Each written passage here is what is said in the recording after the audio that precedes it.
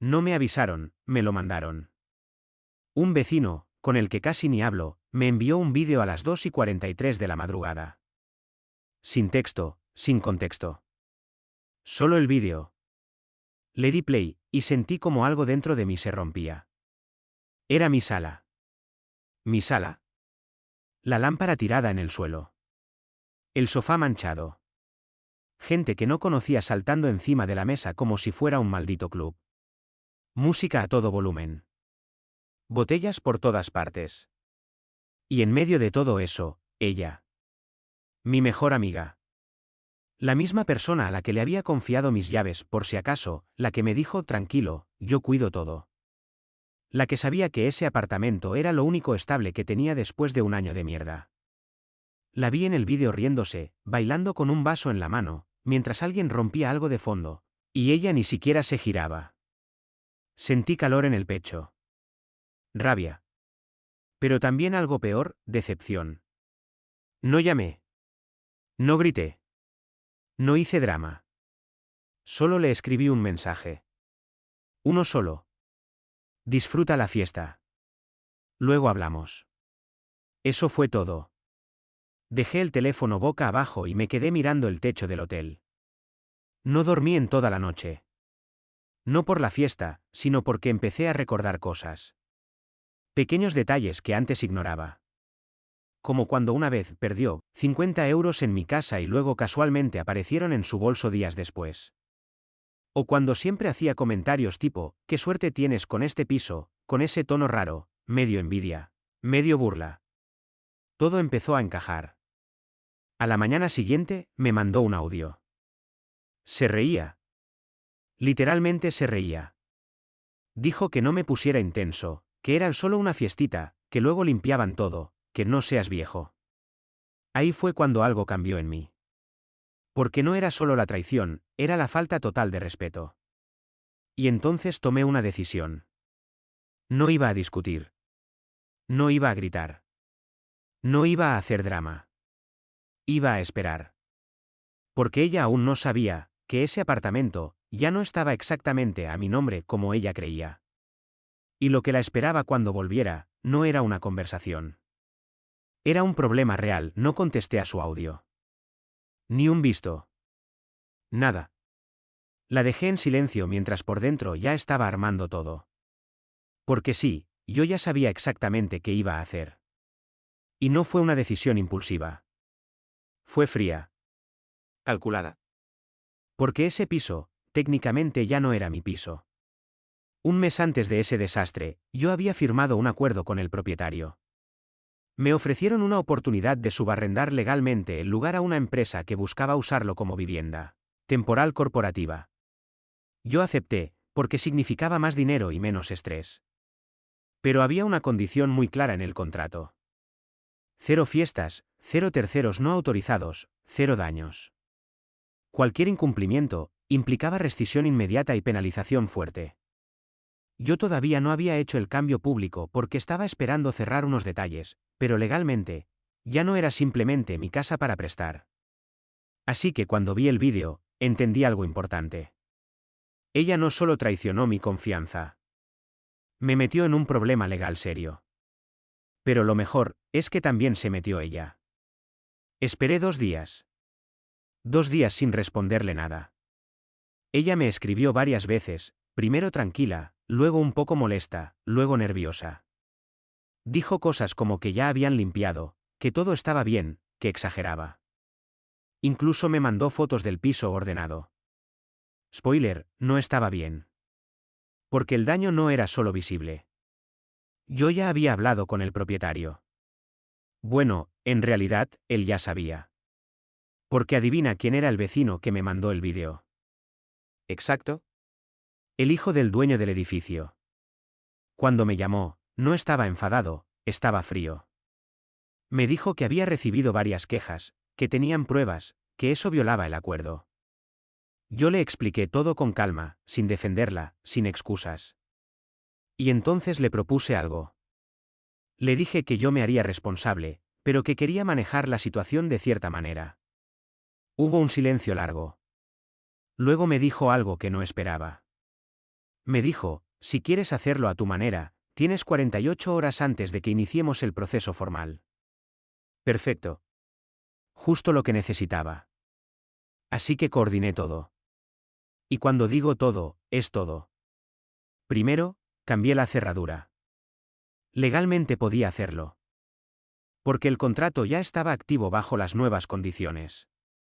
Segundo, pedí una inspección oficial del piso. Fotos, reporte, daños registrados. Tercero, empaqué absolutamente todas sus cosas. Sí, porque ella no solo tenía llaves. Tenía media vida metida en mi casa. Ropa, maquillaje, documentos, cosas personales, incluso una caja con recuerdos que siempre decía que eran importantes.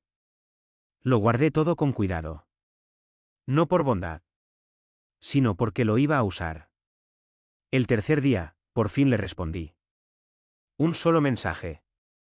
Pasa por el piso mañana a las 6. Tenemos que hablar. Respondió en segundos. Dijo que por fin, que ya era hora, que no entendía por qué tanto drama. Incluso mandó un "te extraño, tonto". Ahí, casi me reí. Porque no tenía ni idea. Al día siguiente, yo no estaba ahí. Pero todo estaba preparado. A las 5:58 de la tarde, recibí una notificación. La cámara del pasillo. Ella estaba ahí. Sonriendo. Tranquila. Metió la llave. Y no abrió. Intentó otra vez. Nada. Ahí fue cuando su cara cambió. Sacó el móvil. Me llamó. No contesté. Me escribió, oye, no abre, ¿qué pasa? No respondí. Y entonces, la puerta del apartamento se abrió. Pero no por mí. Por el propietario. Y no estaba solo, ella se quedó congelada en el pasillo. El propietario salió primero, serio, con esa calma que da más miedo que un grito. Detrás de él, un tipo con carpeta en mano, traje sencillo, cara de que esto ya lo hice 1000 veces. Ella intentó sonreír, como si nada. Dijo que qué pasaba, que si había algún problema con la cerradura, que yo seguro había cambiado algo sin avisar. El propietario no sonrió. Le dijo que necesitaban hablar con ella un momento. Ahí ya empezó a ponerse nerviosa. Lo noté incluso desde la cámara. Esa forma de moverse, de tocarse el pelo, de mirar a los lados buscando una salida. Dijo que mejor hablaba conmigo directamente, que yo era el que vivía ahí. Y entonces el propietario soltó la frase que le cambió la cara por completo. Le dijo que yo ya no era el responsable directo del uso del apartamento, que ahora había un acuerdo formal en curso, y que lo ocurrido hace 2 noches constituía una violación clara de las condiciones. Silencio. Literal. Se quedó en blanco unos segundos. Luego empezó a hablar rápido, atropellado. Dijo que era una exageración, que solo fue una reunión, que no había daños graves, que seguro alguien estaba confundiendo todo. El tipo de la carpeta abrió el documento. Y ahí, empezó el verdadero golpe. Le mostró capturas del vídeo. Fotos de los daños. Lista de quejas de vecinos. Horarios. Todo. Frío. Detallado. Imposible de negar. Ella intentó cambiar el tono. Pasó de la negación a hacerse la víctima. Dijo que nadie le había explicado nada, que ella solo estaba cuidando el piso, que yo le había dado permiso implícito, que yo siempre hacía reuniones también. Mentira. Pero la dejó hablar. Y cuando terminó, el propietario simplemente dijo que como no estaba autorizada, ni registrada, ni tenía ningún tipo de permiso, ella era considerada responsable directa del incidente como ocupante no autorizado. Ahí fue cuando se le quebró la voz. Preguntó qué significaba eso. El hombre de la carpeta respondió. Dijo que implicaba una sanción económica por daños, limpieza especializada, molestias a la comunidad, y posible acción legal si no se resolvía. Yo estaba viendo todo en silencio. Sin intervenir. Sin escribirle. Nada. Ella sacó el móvil, y me llamó otra vez. Esta vez, y contesté. No dije hola. Solo dije, ya llegaste, ¿no? Se quedó callada unos segundos. Luego soltó todo de golpe. Dijo que qué estaba pasando, que por qué había gente en mi casa, que por qué estaban diciendo esas cosas, que esto era absurdo. La dejé desahogarse. Y luego, le respondí tranquilo. Le dije que no era absurdo. Que era consecuencia. Silencio otra vez. Le expliqué, despacio, cada punto. ¿El contrato? Las condiciones. Las quejas. El vídeo. Y sobre todo, su actitud después. Le recordé su audio riéndose. Eso le dolió. Se notó. Intentó cambiar otra vez. Bajó el tono. Dijo que lo sentía, que no pensó que fuera para tanto, que podía arreglarlo, que lo hablábamos tú y yo como siempre. Ahí fue cuando le solté la última parte. Le dije que ya no había como siempre. Que esa versión se había acabado en el momento en que convirtió mi casa en un circo, y luego se rió de mí. Silencio largo. De esos que pesan. Y entonces, vino el giro final que ella no vio venir. Le dije: ah, por cierto, tus cosas. Se quedó en silencio. Confundida. Le dije que todo lo suyo ya no estaba en el piso. Que lo había empacado todo. Que estaba seguro. Pero no ahí. Su voz cambió completamente. De nerviosa a asustada. Preguntó dónde estaban. Le dije que tranquilizara, que no se había perdido nada. Pero que para recuperarlo, primero tenía que resolver lo otro. Y ahí, el tipo de la carpeta dio un paso al frente. Le extendió un documento. Un acuerdo. Pago de daños, a cambio de cerrar el caso sin escalarlo. Ella lo miró. Luego miró la puerta. Luego al propietario. Y finalmente, volvió al teléfono. Me preguntó, casi en susurro, si yo estaba hablando en serio. Le respondí algo que nunca pensé decirle en la vida. Por primera vez contigo, sí.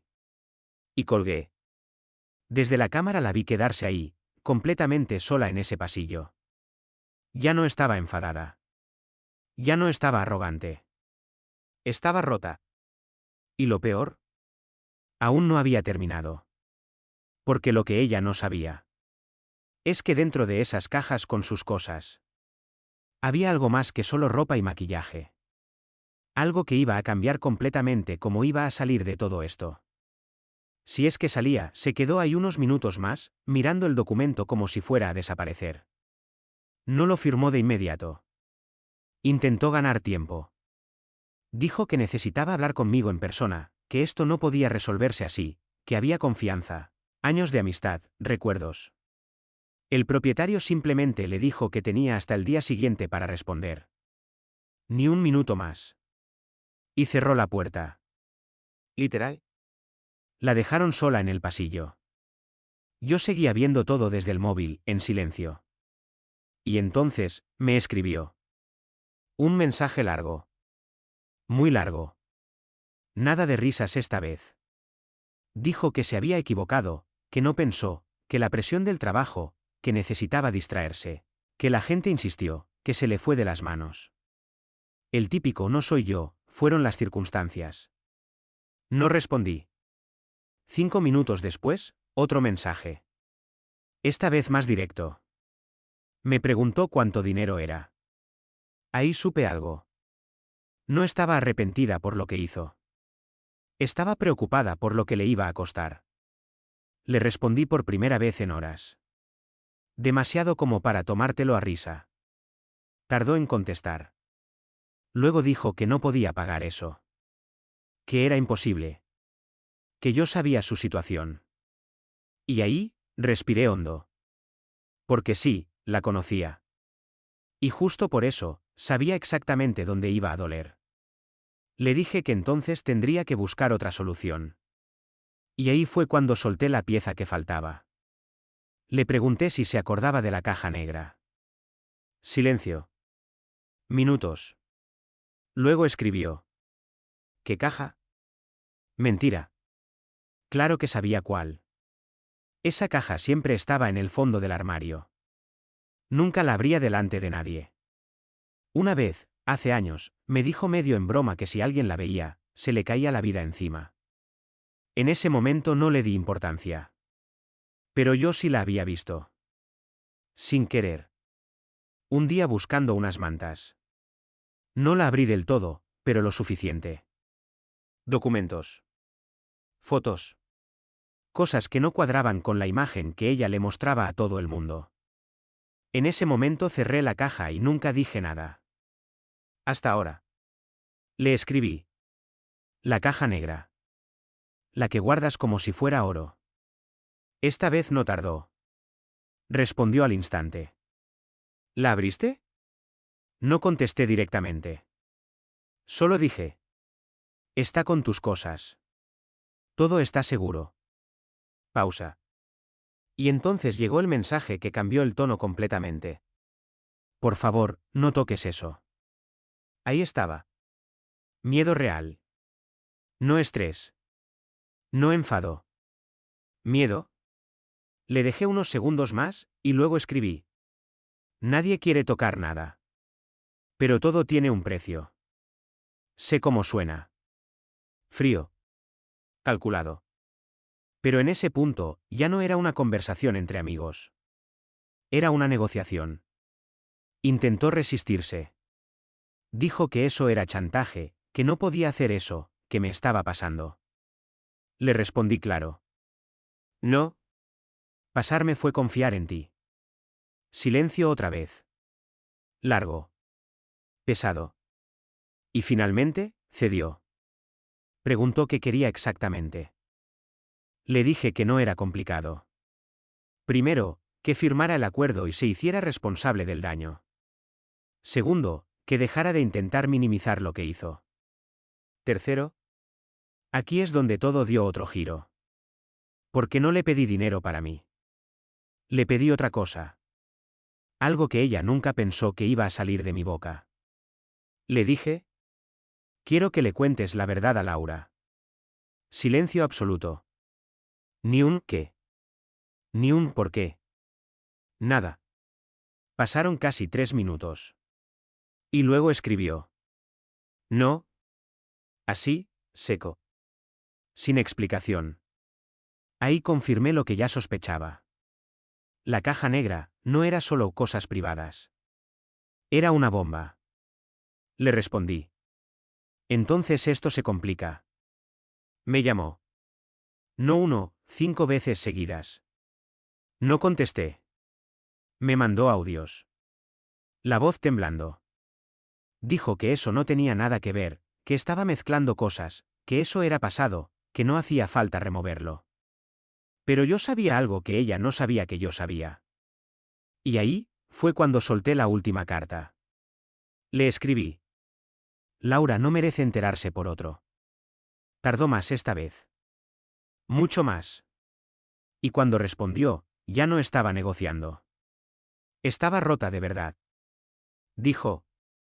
Si hago eso, me quedo sin nada. Miré el mensaje un buen rato. Porque en el fondo, ahí estaba todo. No la fiesta. No el dinero. No el piso.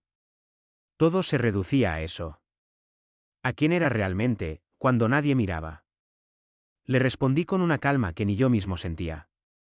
Ya te quedaste sin algo. Solo que aún no lo aceptas. Y ahí, empezó el verdadero final.